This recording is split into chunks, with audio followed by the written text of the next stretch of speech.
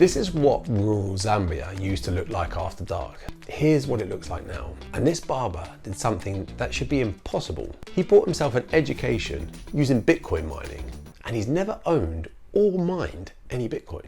I used to think Bitcoin was just digital money for tech bros, but then I discovered it's actually transforming real lives in ways nobody talks about, including one story that doesn't just flip the Bitcoin destroys the environment narrative, it obliterates it completely. I guarantee you've never heard all of these stories before, and after today, you'll never look at Bitcoin the same way. But first, I grew up taking stable money for granted. The pound in my wallet, same value tomorrow. My bank account, always accessible. Then I learned about Fady. Fady is a 20-year-old Ukrainian who woke up on February 24th, 2022 to news that Russia had invaded his country. He needed to escape, fast, but the ATM queues were impossibly long. Banks were frozen, he couldn't wait. So Fady did something incredible. He traded $600 worth of Bitcoin to a friend for Polish currency.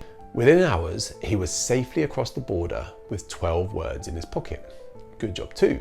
Just 2 hours after he escaped, Ukraine sealed its border to all men of his age. But Fady's escape isn't even the craziest part.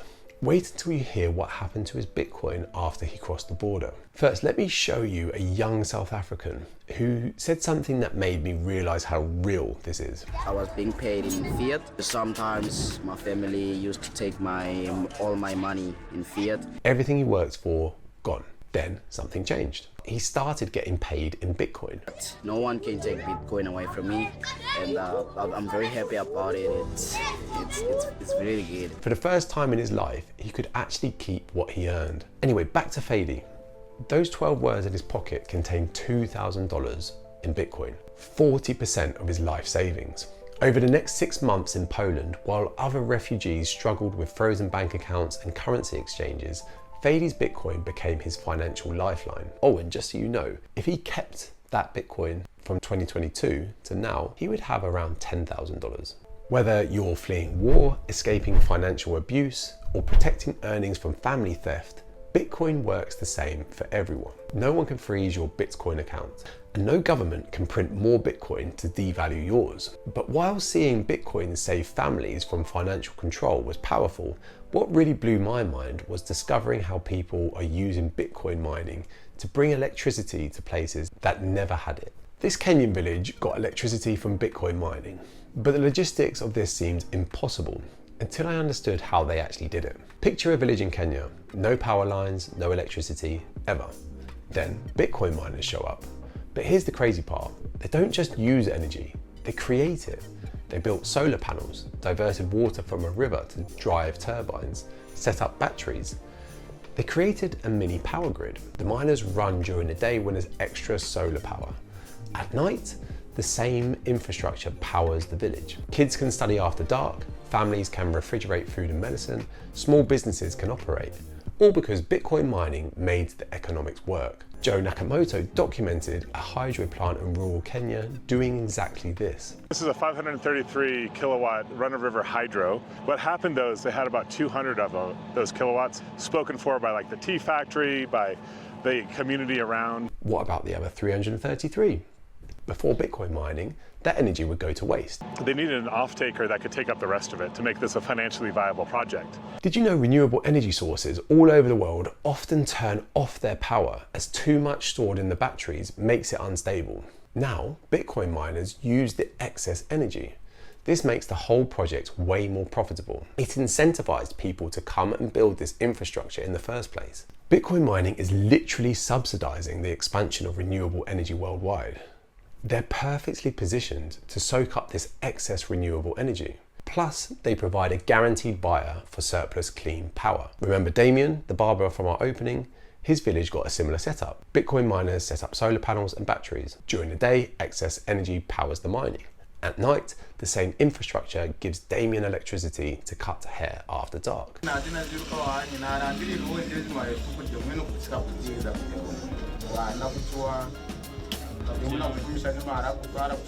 More working hours, more income. And for the first time in his life, he can afford school fees. But that's not the incredible part. Damien doesn't own Bitcoin. He doesn't mine Bitcoin. He just benefits from the infrastructure that Bitcoin mining made profitable. Joe met a woman who threw away her kerosene lamps 3 years ago. Why? She didn't need them anymore. Above her head now, a light bulb. In her living room, a TV. Compare this to South Africa. Even in Cape Town, they have something called load shedding. So the decay of South Africa is kind of what you can expect to see in the rest of the world. So we're like leading the trend. Every house which has not a generator is basically black right now. It basically is not enough power because the government has a monopoly on producing electricity. Which means that if there's not enough energy available, they simply shut down whole parts of Cape Town. This is crazy, guys. I can't work, there's no internet, there's nothing. But in these remote villages with Bitcoin mining, they have their own power, independent grids. When a national grid fails, they still have electricity. Bitcoin didn't just use their energy, it created energy independence. But this isn't even the most surprising way Bitcoin is helping the environment. For 2 years, I felt guilty every time someone mentioned Bitcoin's carbon footprint. Then I discovered something that didn't just change my mind, it completely flipped everything I thought I knew about Bitcoin and the environment. Bitcoin miners are capturing methane that would have entered the atmosphere and converted it to value. It's like discovering your annoying neighbour's loud music is actually powering your house. Except instead of music, it's toxic gas. And instead of your neighbour, it's massive oil companies. Methane gas has more than 80 times the global warming power of carbon dioxide. So if you can convert methane into CO2, you actually help the environment. Landfills naturally produce methane during decomposition. Oil companies hit methane while drilling. What do they usually do with that methane? They burn it. Just waste it. But here's the crazy part. Bitcoin miners are capturing that methane before it gets flared or escapes. They use it to power Bitcoin mining rigs, right there in the landfill or oil site. Instead of waste, they create value. Instead of dangerous methane emissions, they generate Bitcoin and less harmful CO2. Companies like Nodal Power are doing this in the Rocky Mountains. They just raised $30 million to build more of these operations. Even the previous White House administration, which was skeptical about Bitcoin, admitted this works. Their official report said Bitcoin mining that captures methane can yield positive results for the climate. Yet what I'm about to show you next makes methane capture look boring. There's something even bigger happening here. Remember how Bitcoin mining can soak up the excess energy from renewable sources to incentivize more renewable energy in the world?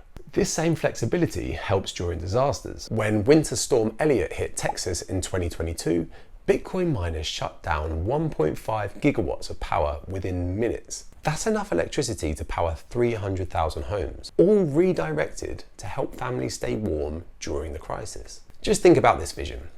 Bitcoin mining operations on top of every landfill on the planet, powered by excess renewable energy, while making clean energy more profitable and ready to instantly redirect power to communities during emergencies. Bitcoin mining is literally cleaning up the environment.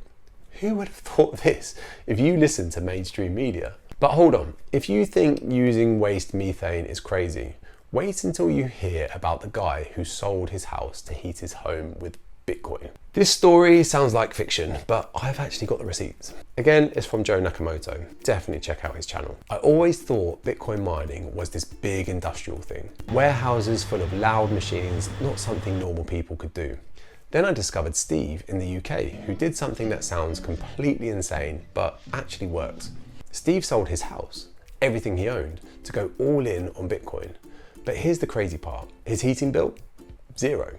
For 2 years straight. In fact, it earns him money.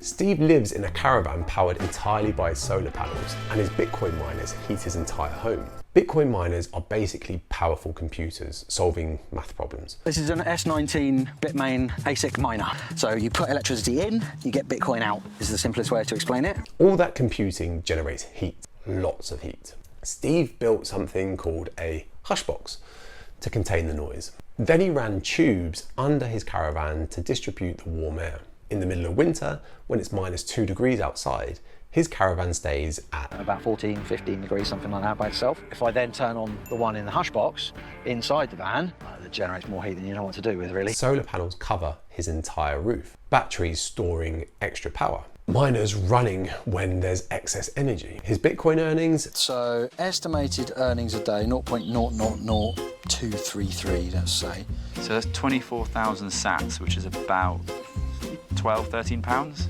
Yeah. about £400 per month, while heating his home for free. And get this, the tubes distributing heat around his caravan were knitted by Steve's mum. I'm not making this up. Steve's mum is literally crafting the infrastructure for the future of money. That's either the most British thing ever or the most Bitcoin thing ever.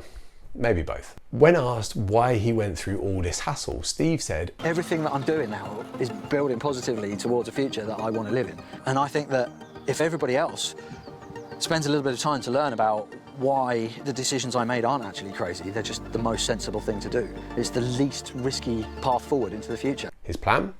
In 4 years, build a community of off-grid caravans, all heated by Bitcoin mining. I'm seriously considering testing this myself. Just gotta convince the wife. Yeah. Now, I can already hear the comments, Mike, this sounds too good to be true. And honestly, I thought the same thing. So I spent way too many hours fact-checking every claim in this video. I encourage you to go down this rabbit hole yourself, so you're not just blindly trusting me. When I started researching Bitcoin, I thought it was just internet money. Digital gold, maybe. But these real-world use cases, they change everything. From Damien's barber shop in Zambia to Steve's heated caravan in the UK, from Ukrainian war refugees to Kenyan tea farmers, every story I just told you shares one invisible thread. And once you see this thread, you'll understand why Bitcoin isn't just an investment, changing individual lives. It's infrastructure. It's bringing electricity to people who never had it before. It's cleaning up environmental waste. It's protecting families from economic collapse. It's even heating homes while earning money. The more I learn, the more I realize we're just scratching the surface. But here's what really gets me excited. Did you notice how Bitcoin is changing people's lives despite them not owning any or even knowing what it is? From mums or barbers in Africa to every single one of us benefiting from less pollution around the world. And honestly, I could go on for hours about other use cases. Accessing money when corrupt governments try stopping them, protecting your money's value against hyperinflation. Bitcoin towns and islands where everyone uses Bitcoin. Mining Bitcoin has helped protect endangered animals. People can send money overseas without big fees. People who have been cancelled can still use their own money without asking permission. Bringing tourists to small towns where they accept Bitcoin. And all this without including the two things you probably thought I was going to say when you clicked on this video. Countries like El Salvador that used Bitcoin as legal tender, and countries like the United States using it as a store of value.